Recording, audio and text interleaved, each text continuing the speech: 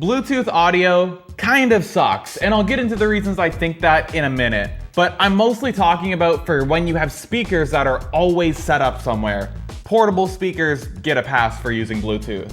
I have a system that I think is a lot better, and it's very likely that you could do the same thing, probably without even spending any money.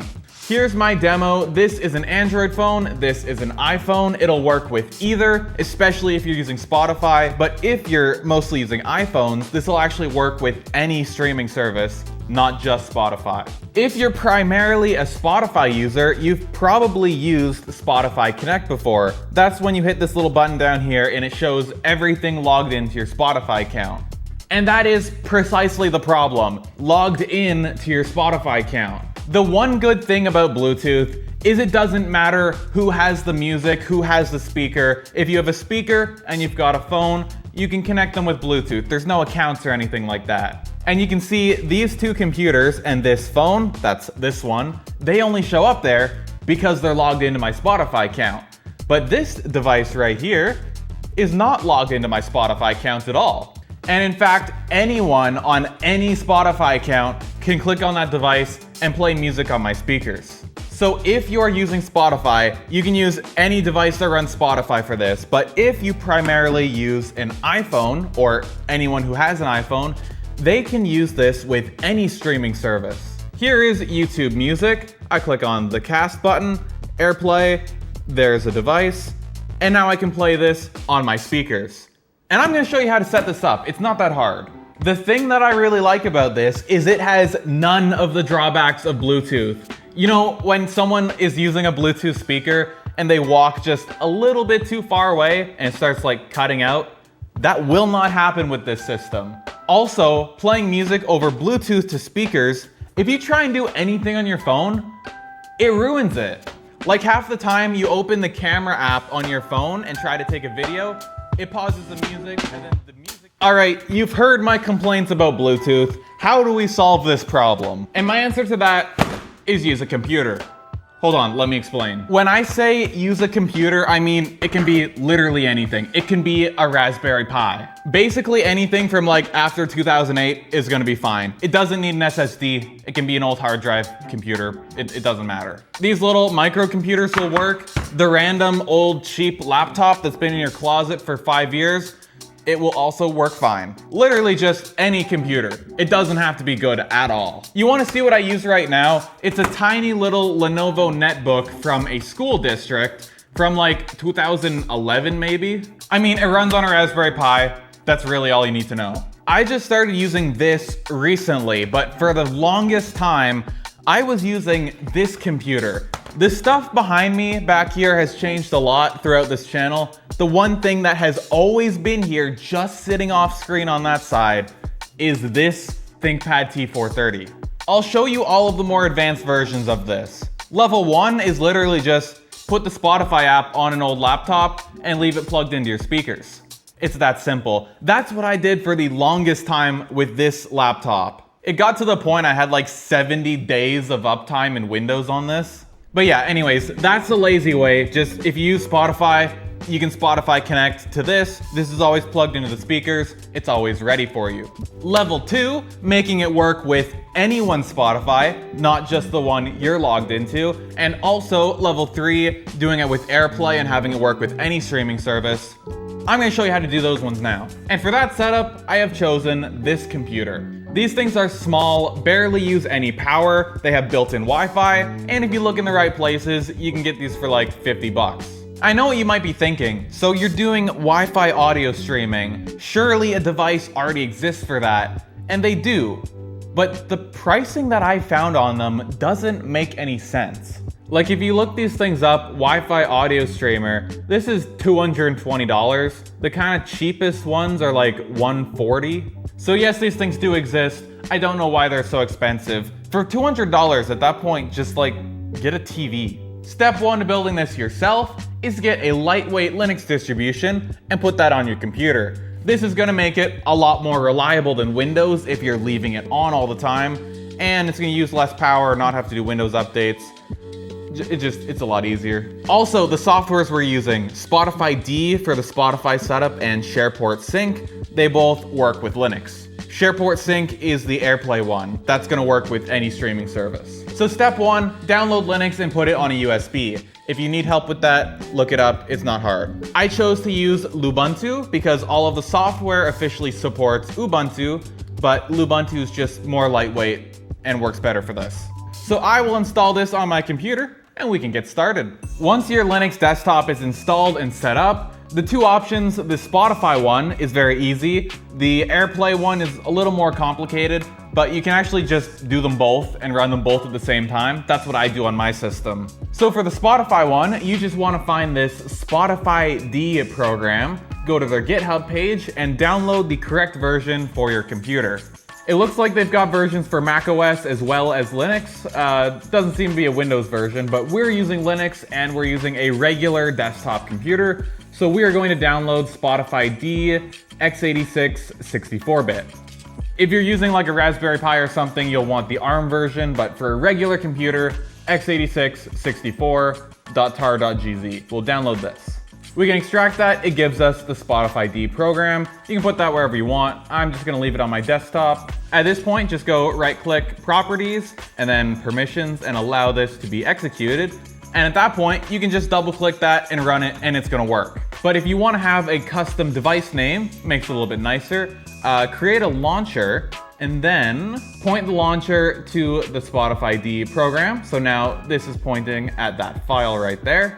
At the end of the command, just add --device-name, and then in quotes, put whatever you want.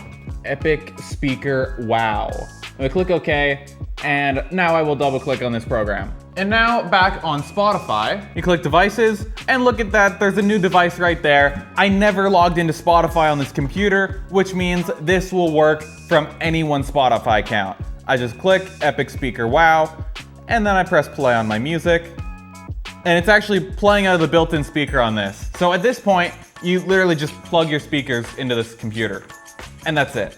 There is a downside to this solution that is solved with the other way of doing it. If you do it this way, volume controls will work fine from Android, but if you're using an iPhone, when I press the volume buttons, it still just controls the volume on the phone, and you have to use the slider in Spotify to actually change the volume. The second way you can do this works with any streaming service, not just Spotify, and it solves this problem. The software I found to do it that way is called SharePort Sync. It's just this project on GitHub that turns your computer into an AirPlay receiver. This program is a little more complicated to set up because as far as I know, there's no pre-built version of it like there is for Spotify D. With that program, you just download the program and run it. This one, you have to build it yourself. Luckily, their own GitHub page has this guide, and if you follow it, it will work. At least it did for me. So what I would recommend doing is just opening this guide on the computer you're using, and then opening up a terminal window right on the other side, and now just literally follow the guide, put it in the terminal, and it should work. Step 1, remove old copies. We don't have any old copies. We can skip all of this stuff. Get tools and libraries. We only need to follow the portions that say Ubuntu. Now, some of the commands in the guide do not specify that you need to run them with higher privileges, but they actually do need to be run that way. So where it says apt update, I'm going to run sudo apt update, and that's gonna make it actually work properly. Sudo is gonna make it ask for your password, and then it will run, is it like the same thing as running as administrator, basically? If you know Linux stuff, I probably sound stupid right now. When there's a big long thing like this, just put that all in at once. So all of this stuff in this list is done. We're not using classic SharePort, so we can skip this section. And then we come down to this. I think this is saying it's gonna break stuff if you do it wrong or something. We're just going to continue anyway because it did work when I did it. So I will run it like this. Skip the Fedora section, skip the Arch section, skip the FreeBSD section. We're not using any of those. Step 3, download and install NQPTP. So essentially we have to go to this other project and do all of these steps for this one.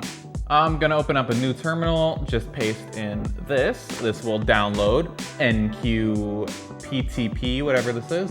This command moves us into that folder. And yeah, I just keep pasting these in here. Make install. This will actually get that set up on here. Oh, and yeah, you have to run this one as sudo. There you go. After that, we're done with this side quest. Now back to the main part. Essentially the same thing we just did for that other package, but now with the actual SharePort Sync program. We clone the repository, that downloads it. Then we move into the folder we downloaded with cd SharePort Sync. I'll be honest, I don't know what this command does. And then sudo make install. And that's it. You can continue the guide from here to make this automatically start itself and stuff. An easier way to do that I found is just make a launcher and make the command say SharePort Sync. Leave that on your desktop, and now when you double click this, it'll launch the program. Now, if you've done all of this correctly, you can now cast to an AirPlay device, Dell Optiplex 3040. That is this one right here. I'll click on that, and now I can click play on my music. And once again, the music is playing from this, so just plug this into your speakers. And the thing I really like about this AirPlay system is the volume buttons actually work. When you change the volume on the phone, it changes how it's playing out of the computer. This will actually also work just with like the YouTube app. This is a YouTube video. It's playing the sound out of here.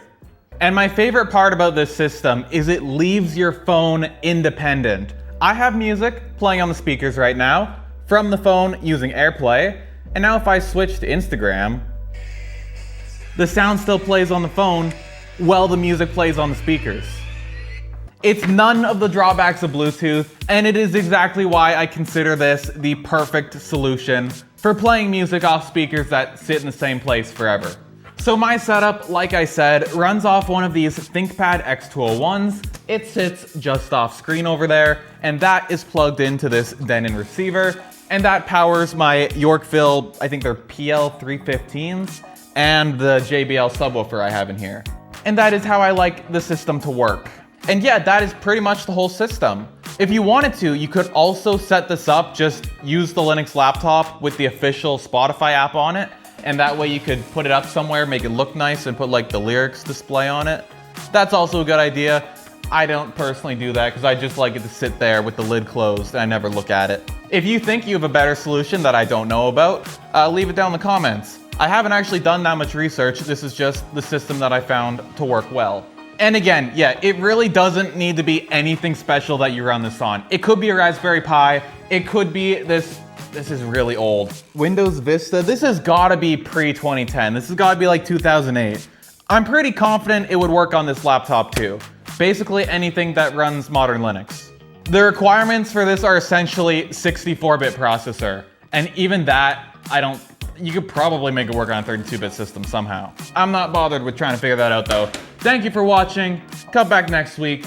And yeah, yep, that's it. No, I don't have anything else to say. Thanks.